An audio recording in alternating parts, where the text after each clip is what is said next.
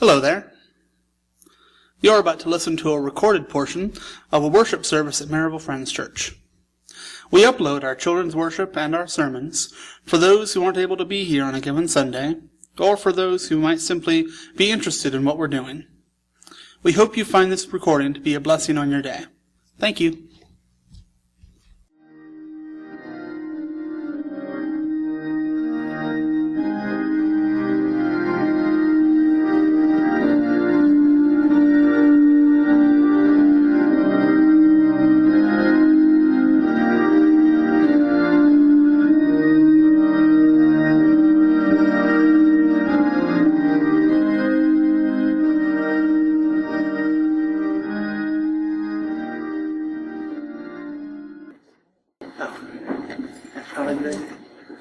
While they're coming up, I was just going to tell you that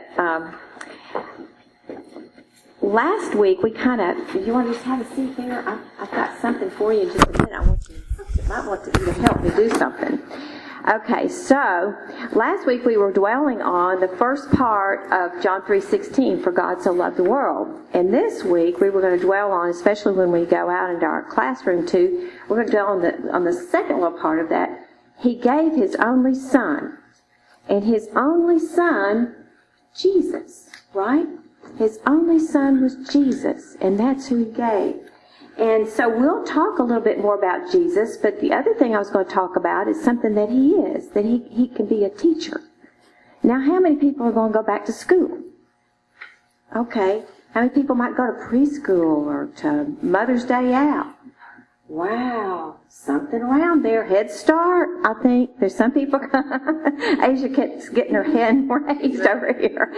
So some people are going to college. Let's look back here. Oh, look back here. Oh, in a while. Oh, that's right. Then we have a college student. Go back here.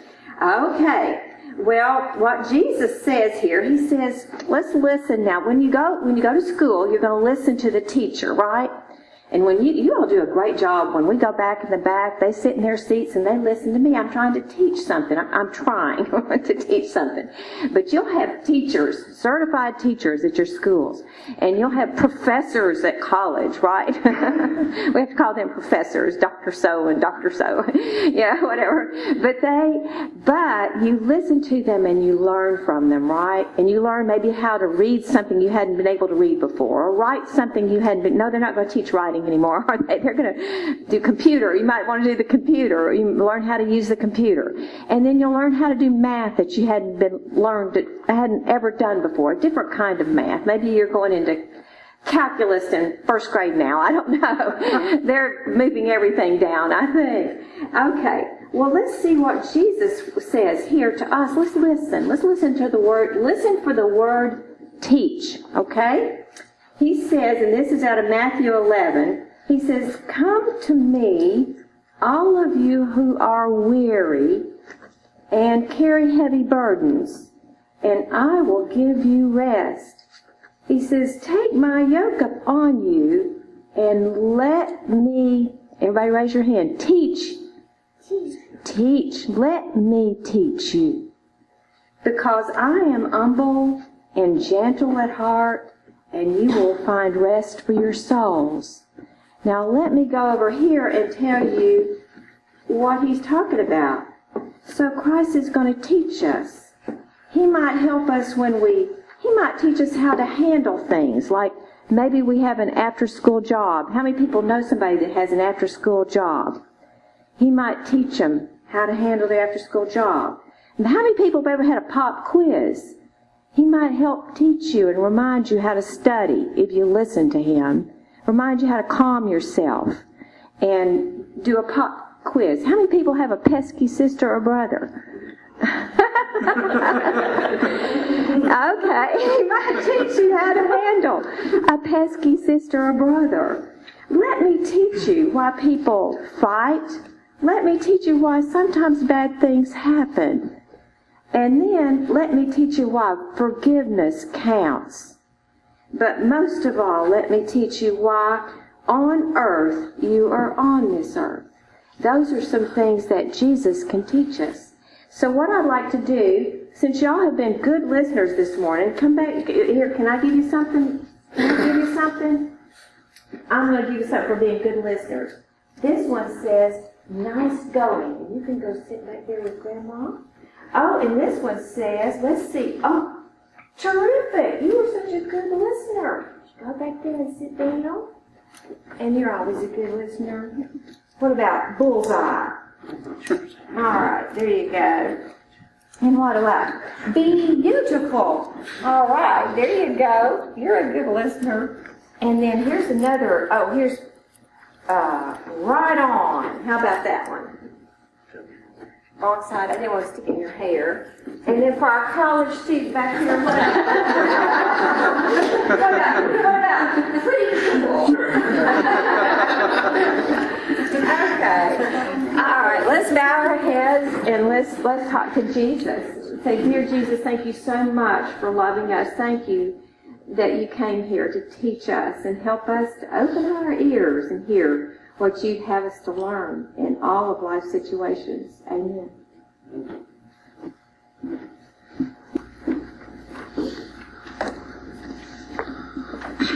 Good morning, friends. Good morning.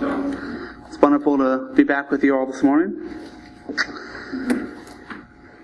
Hard to believe it's already August. I'd like to open up by reading out of the book of Exodus. Exodus chapter 16. I'm just going to start with verse 1 actually, verses 1 through 15, if you'd like to follow along.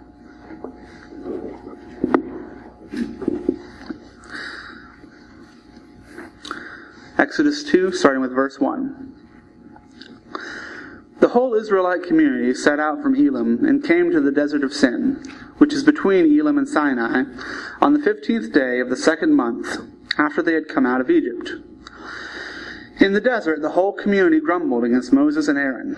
The Israelites said to them, "If only we had died by the Lord's hand in Egypt. There we sat around pots of meat and ate all the food we wanted. But you have brought us out into this desert to starve this entire assembly to death." Then the Lord said to Moses, "I will rain down bread from heaven for you. The people are to go out each day and gather enough for that day. In this way I will test them and see whether they will follow my instructions. On the 6th day they are to prepare what they bring in, and that is to be twice as much as they gather on the other days." So Moses and Aaron said to all the Israelites, "In the evening you will know that it was the Lord who brought you out of Egypt. And in the morning you will see the glory of the Lord, because he has heard your grumbling against him. Who are we that you should grumble against us?" Moses also said, "You will know that it was the Lord when he gives you meat to eat in the evening, and all the bread you want in the morning, because he has heard your grumbling against him. Who are we? You are not grumbling against us, but against the Lord." Then Moses told Aaron, "Say to the entire Israelite community, 'Come before the Lord, for he has heard your grumbling.'" While Aaron was speaking to the whole Israelite community, they looked toward the desert, and there was the glory of the Lord appearing in the cloud. The Lord said to Moses, "I have heard the grumbling of the Israelites. Tell them, at twilight you will eat meat, and in the morning you will be filled with bread. Then you will know that I am the Lord your God."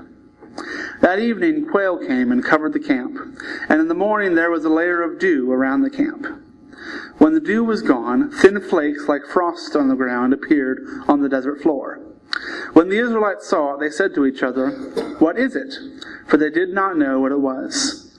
Moses said to them, "It is the bread the Lord has given you to eat." Let us pray.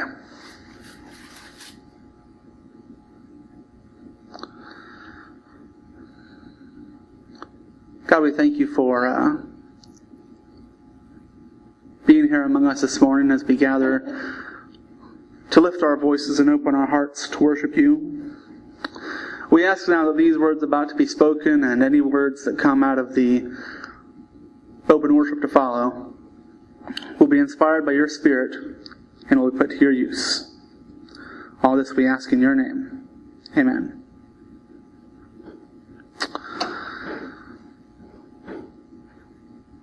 I've said before that one of the fortunate things about my life compared to in the past or compared to some other parts of the world today is that for the most part I have a sense of security about where my next meal is going to come from. And that the fact that at the very least, if nothing else, I can go to my parents or some other family member and, be taken care of. And that's not true necessarily in some parts of the world. Although the more I think about it, that's also not necessarily true entirely in the U.S. I don't want to spend a lot of time on this tangent, but for such a wealthy nation and for all that we have and for all that we're blessed with as a country, you don't have to go very far or into some places to find, at the same time, people that really don't have a lot. People that don't necessarily have what they need or don't know where their next meal is coming from. I mean, I've heard the statistics, and I'm sure you have too, about the number of children that go without enough to eat, and the importance of things like school lunches, because for some kids that will be the best meal they get in a day. So I don't want to spend a lot of time on that, but I do sometimes feel like I overstate the fact that, I'm an American and I have it pretty well. And I do. That isn't true for all Americans. However, this story that I read out of the book of Exodus, this is different. Because unlike the nation that we find ourselves in, which is awash in resources and in money and in enough for everybody, and simply a matter of distribution, that wasn't the case for the Israelites. It wasn't as though for the Israelites the priests were keeping everything, or they were poorly allocating their resources, or people were spending their shekels on things that they really didn't need. For them, wandering in the desert, it was a simple matter of availability. You had, I don't know what the estimates are, over 1 million, I suppose, is the general estimate, or a huge number of people, an entire nation of people, wandering through the Sinai Peninsula, wandering in the desert. And they needed to eat, because as everybody does, there was a basic hierarchy of needs. You need food, you need shelter, and you need water. Everybody's got to have those things to survive. And so the Israelites here in this story, it's been about 2.5 months, give or take. 2 months and 15 days? Yeah, 2.5 months. Since they left Egypt, the food supplies are starting to run low. They kind of plundered as they left the land. It's one of those things that kind of... Wait, the Israelites kind of stole everything as they left Egypt, but that's a story for another time. But they kind of plundered Egypt as they left it. But at this point, supplies are running low. They've been wandering for 2.5 months, trying to feed an entire nation off what they carried out of Egypt with them. And it's a desert, which means there's not much of anything around. Whether you're in Antarctica or whether you're in the Sahara, there's not really supplies or animals or food or fresh water or shelter for that matter. And so they start to grumble there in verse 2. The whole community grumbled against Moses and Aaron and said to them, "If only we had died. God should have just struck us dead if he was going to have us wander out here and let us starve to death. What were you thinking?" And they start to think to themselves, maybe it was better what we had in Egypt. We weren't free, we were beaten, we were mistreated, we were oppressed. But we had enough to eat. To be fair for a moment to the Israelites, because there's a very good reason that the Israelites get a bad rep for this. Because, they're as they think about it, they realize they're being ridiculous, and slavery is not, in fact, better than freedom. But one thing to keep in mind in the Israelites' favor is I sometimes think that they're not just thinking about their own empty bellies, but they're also looking at their children. And they're looking at their husbands and their wives. It's not just each individual Israelite that's suffering, but it's also their family members. And the children especially. And I wonder sometimes, what would a parent not do? To make sure their children have enough to eat, to make sure their children don't go hungry or don't go to sleep crying. But they start to grumble against Moses and against Aaron, who say, actually it's not us you're grumbling against, but God. Notice that God listens to this grumbling. Later on, as they continue to not obey their instructions, as they continue to grumble and to gripe and to be, are we there yet? Asking questions about God. God starts to get angry with them and starts to get frustrated and starts to say, we'll get there when we get there, But here at the beginning, at this point, they have a legitimate complaint. We need food. And it's as though God realizes, you know what? That's a reasonable point. I really should give you guys something to eat. So they grumble and complain, and even though Moses and Aaron say, it's not us you're grumbling against, but God himself, God responds. God says, I have heard their grumbling. I have heard their complaints. I have heard their cries in the dark. And he decides to provide for them, which, as a good and just God, I think is to be expected, personally. But he decides that he's going to give them quail in the evening. That part usually gets left out of the story. And the manna, the bread from heaven, in the morning. He says, I'm going to provide for them. He gives them the provisions they need to make it through their journey through the desert. Gives them meat, gives them bread. But he also attaches some stipulations and some regulations to how exactly they're supposed to handle this meat and this bread. And it's simple enough and straightforward enough. Take what you need for each day. Take enough that your bellies will be filled for each day. But take no more. Eat as much as you like. It's like when I used to go to buffets, or for that matter, when I used to be at the dinner table. And, your parents would say, take as much as you like, but if you put it on your plate, you need to eat it. Don't put more on your plate than you can handle. And of course, inevitably, I would sometimes get to the point of thinking, my eyes were bigger than my mouth. No, my eyes were bigger than my stomach. The mouth was just fine. The stomach was always the problem.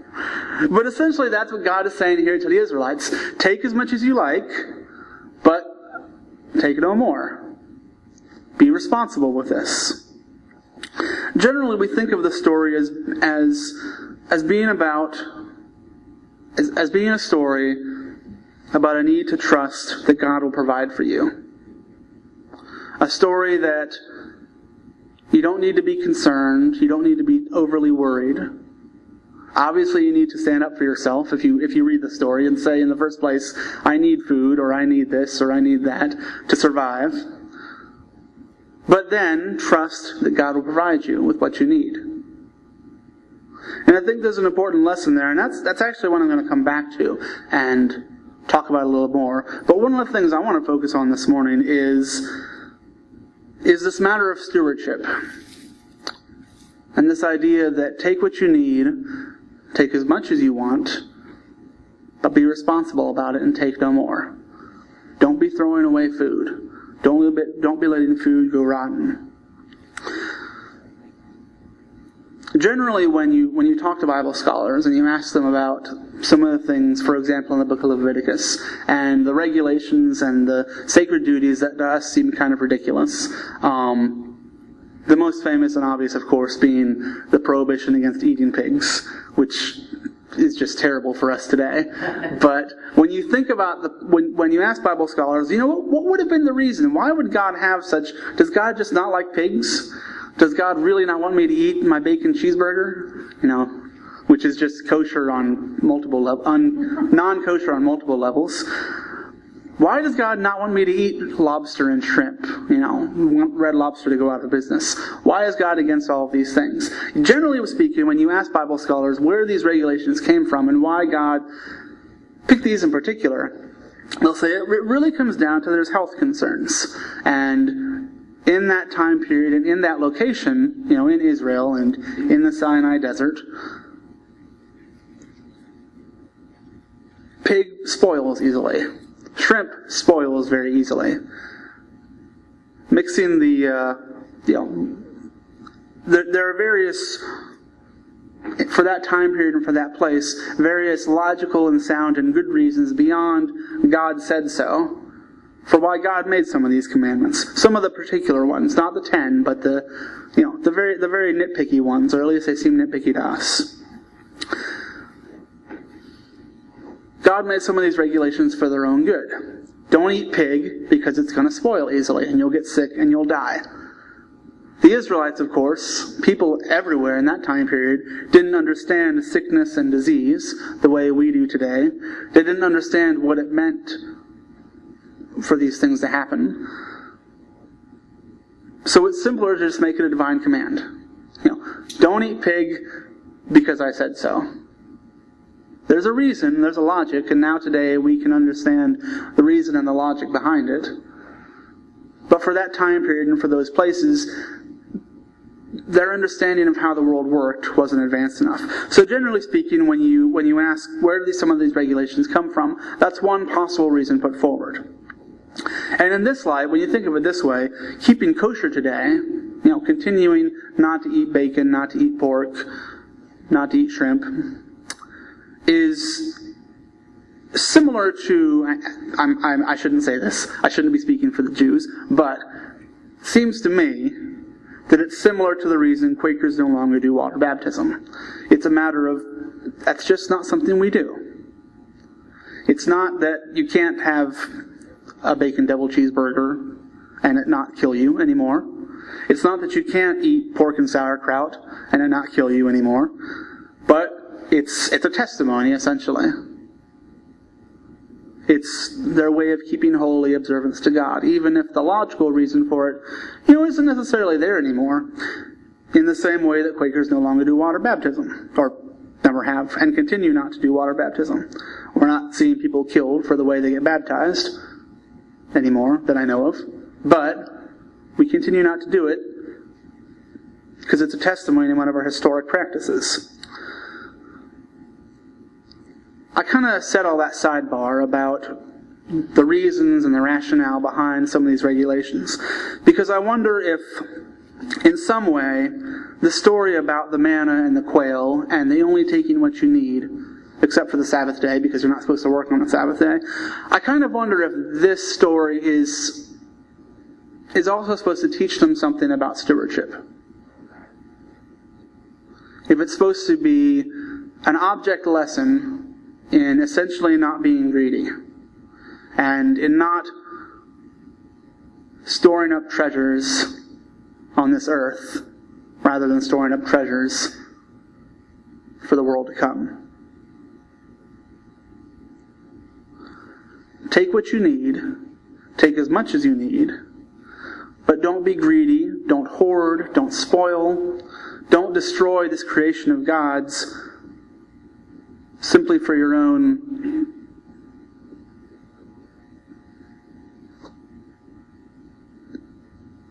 preparing for the future. Because it's only the one creation that God gave to us. In the story, as you continue to read on, you'll see that some of the Israelites, as they always did, don't follow this commandment. They do take more of the manna in particular. It doesn't say what happens to the quail if they took more quail than was necessary. It's the manna that we get this. But they took more of the manna, the heavenly bread, than was necessary. And it spoiled. It turned rotten. It grew, maggots were inside of it. It became disgusting and nasty.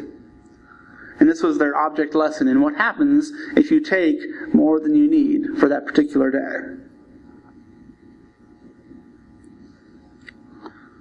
Now you might ask, well, does that mean that it's bad to prepare for the future or to plan? I wouldn't say that. I wouldn't go that far. I don't think that's the intention of the story.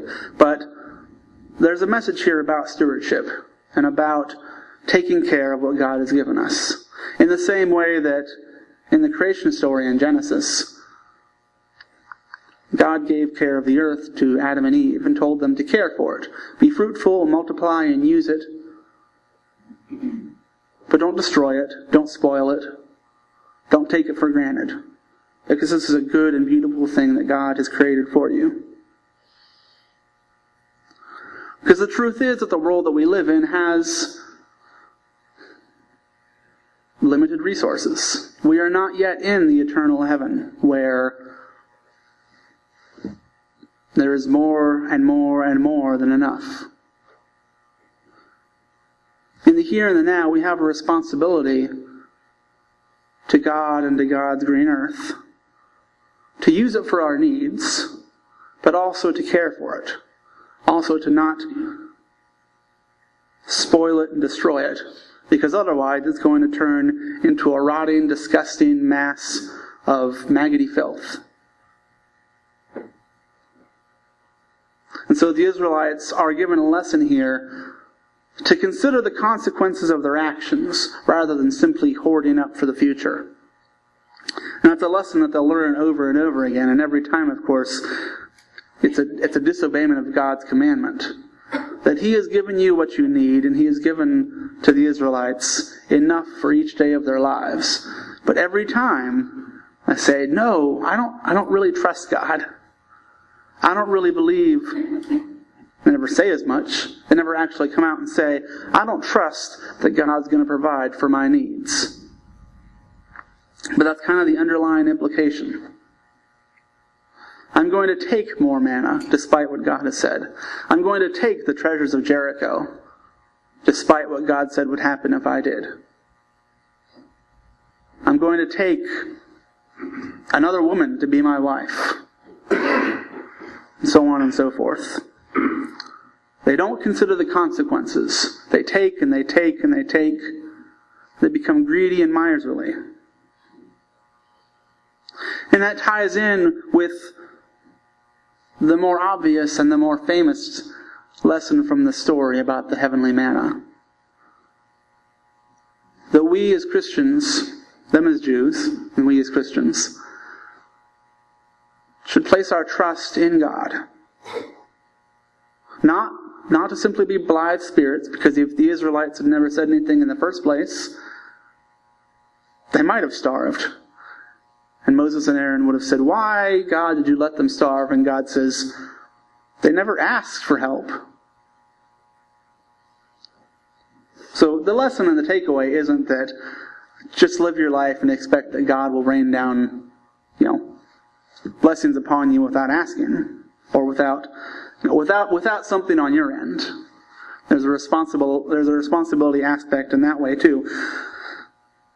But also trust that once you have asked, once God knows your needs, He will provide. He is concerned for our well-being. He is a good and just and loving God. And He will make a way for the people.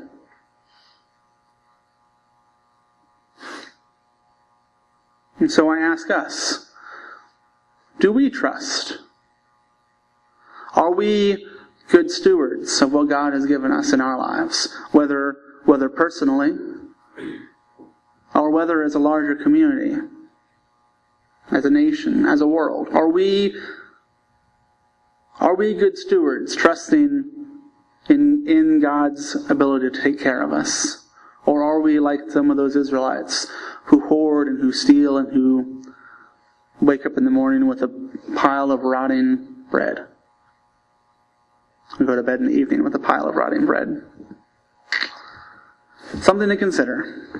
We're going to move now into a time of open worship and a chance to let God's Spirit speak directly to us.